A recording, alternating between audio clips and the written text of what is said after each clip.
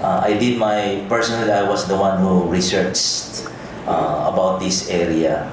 If you look at the Geology and Mineral Resources of Iloilo Province, this is a publication produced by MGB.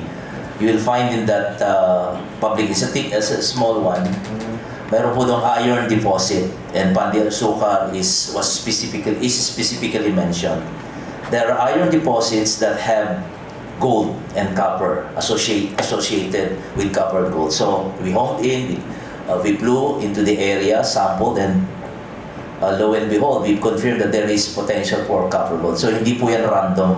It's based again on meticulous research, science-based research. Now, as to the permitting, ang mining law po natin states that we apply sa MGB and may set up requirements po yan. Yes. So we applied, and it was the MPSA was approved because ano pa yan matagal na po yan, 1997. Hindi before you can apply for an MPSA and then explore. Now hindi na po pwede yan. You have to explore first before MPSA. So by law, we are required to inform the Sangguniang Panlalawigan about our approved environmental work program. Yun lang po ang role. So, as to IEC, we conducted IEC campaigns in the municipal level up to the barangay level many times.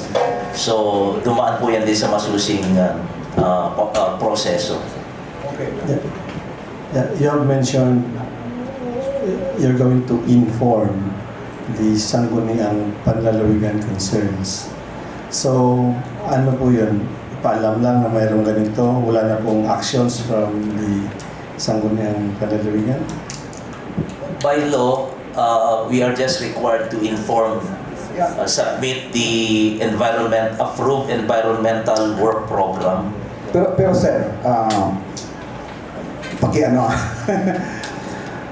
after exploration and the permit expires, what will happen next? Meron na ba kayong mining na talaga? No. After exploration? Kasi exploration is to study the place and study the minerals deposits there. After that, what happened? If exploration proves that there is an economic mineral deposit, we will go to another meticulous process, including an ECC where the public, the LGUs, and usually, how long is the permit for exploration? How long is that? It's 2 years. 2 years? Extended. When you started, kailan kayo unang-umpisa doon? 1997, before the Nung umpisa kayo doon, nag-explore? Yes po. So 2 years, 97, 99, tapos na yung permit. Apply kayo ulit. Extend. It's not that simple, sir. We have 2 years and then extended for another 2 years. Extension lang pala. Saan ngayon kinukuha yung extension na yan? MGB.